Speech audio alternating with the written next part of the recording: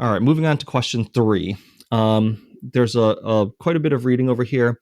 I'll just kind of sum it up for you. You can kind of tell what's going on with the setup. We have a meter stick. It's connected to a spring scale, and we have some unknown mass that you can hook in these different holes here. So A, describe an experimental procedure to collect data that would allow the students to determine not include any steps necessary to reduce experimental uncertainty. All right. So what we can do is we can come up with a procedure where these have equal torque by pulling the spring scale down a certain amount, and then balancing out this block that would be hanging from these different holes that are in our meter stick. All right. So here's what we would do.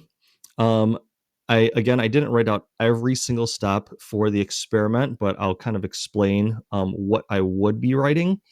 I would have an independent variable that is the varying distances of m naught. We have these 4 different holes like we discussed before, and we want to make sure that we don't write down 60, 70, 80, and 90 because those aren't distances from the pivot point. So we want our lever arms, which is the distance from the pivot point. So the center of the meter stick would be 50. So at my 60 would be 10, my 70 would be 20, my 80 would be 30, and then so on. So I would have a step in my procedure that mentions something along those lines. So I'd have a distance of m naught, and I'd make sure that is from the pivot point. All right, secondly, my dependent variable would be the torque. The torque would be the force from the spring scale. So this F over here is our force from the spring scale, and then its lever arm is always 50 centimeters because it's a full 50 from our pivot point from 0 to 50. Now we can go ahead and hang the mass from those different holes, pull the spring scale until the meter stick is as level as possible, and then record our force from the spring scale. And then to reduce uncertainty, I would repeat and average to reduce uncertainty, put the spring scale or pull the spring scale, excuse me, at each different position, and then level it, and then repeat that whole procedure again to do some averages. All right, from there, we can determine m naught. The way we would do that is we would describe how the data collected in part A could be graphed and how that graph would be analyzed to determine m naught. Now, what you would do from there is you would plot torque versus distance. And if you did that, anytime you find a slope, your slope is basically going to be your change in y over change in x. So if we take a look over here, if we did that, it would basically be torque divided by distance. And because torque equals force times lever arm, then we are basically taking torque divided by our lever arm, and that would equal the force. And the force is going to be equal to m naught g. So if we find our slope and then divide it by g, that would give us our m naught. So it says slope equals m naught g, take our slope divided by g, and that would give us m naught. So that would be how we would use our data, graph it, and then at the very end, you would take your slope and then divide it by g to give you your final answer. All right, moving on, we have a case over here where we have an axle, and then we have a spring scale, looks like basically showing the force of tension, and then you can move the cable over here at different angles and then get various tensions. As you can see here, as our angle increases, our tension decreases. All right, let's see what they want us to solve for here.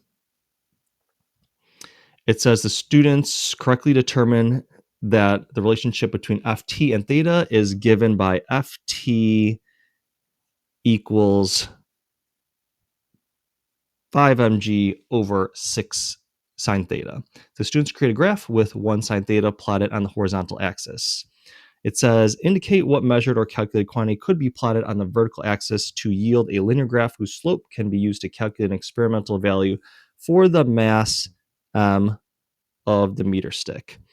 All right, if you're taking a look at this relationship that I boxed over here in green, Ft equals 5 mg over 6 sine theta, it would be the most reasonable thing to graph Ft on your vertical axis, because capital M is what we're looking for and it's constant, and obviously G is a constant as well, so there's not really any variables to look for besides Ft, and we had a spring scale to find our Ft anyways, so Ft definitely seems like the way to go.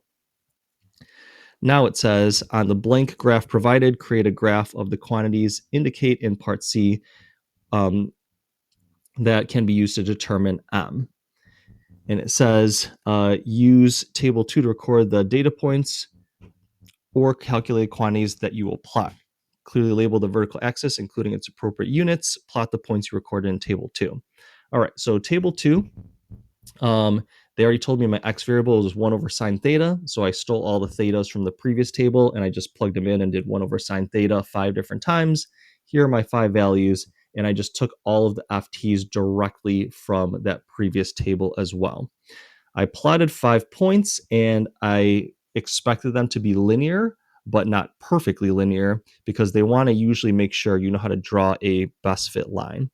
So I didn't really use a straight edge here, as you can tell, but I tried to squeeze a line here the best I could. And I made sure I put FT in newtons on the side. And I also put a title there just in case, FT versus 1 over sine theta. All right, so I recorded my table data in table 2. This is my table 2 over here. I labeled my vertical axis as appropriate, and I plotted the points. I also put in my best fit line, just kind of, centered it the best I could amongst all the points. Now it says use the best fit line that you drew in part C to calculate an experimental value for the mass M of the meter stick. All right, here's a part that's a little tricky. We have the rise over the run. The rise is the Ft divided by the run, which is 1 over sine theta. All right, so that's basically what your slope is over there. And anytime you take something divided by a fraction, it's the same thing as multiplying it by the reciprocal, which means that this is basically the same thing as Ft sine theta. Now, with that being said, I'm going to go back up here because they gave me a relationship to work with. Now, if I take the setup they gave me here and I cross multiplied the sine theta up to the left side, then it becomes Ft sine theta on the left side of the equation, which is my slope that I just mentioned. And then I have 5 mg, and then we got the 6 on the bottom here. So our slope is equal to 5/6 mg. Now we want to solve for our m right here. That's our main goal. So if we move everything to the other side, we could divide both sides by g, which would just place a g underneath our slope. Remember, this whole chunk is our slope. And then once you move the 5/6 to the other side, it becomes 6/5 once you cross multiply it over to the other side. So our capital M is going to be 6/5 times our slope divided by G. All right, so what I did here is I picked 2 points. I know they're not perfect because my line was definitely not perfect by any means. But let's go ahead and look at what I got here. So I'm about at the origin, close enough. So I put 0, 0. And then I identified a point over here right at the end where it looks like it's 2.6 as the x coordinate. And then it's up slightly above it, maybe 2 boxes. So 2.6 and then 22 for my y coordinate. So I use that. My origin 0, 0 and 2.622. Found the slope of that. I got 8.46 newtons. Okay, that is my slope. Just a moment ago, I said when I did the rearranging, it's 6/5 times the slope divided by g. So I just did a little bit of math. I did 6/5 times the 8.46. that I slid down into here, divide it by my constant G, and that equals my capital M. For my final mass, I got 1.04 kilograms. I'm sure that's definitely not perfect by any means. My guess would be if you had any reasonable mass near one, that would probably be accurate enough.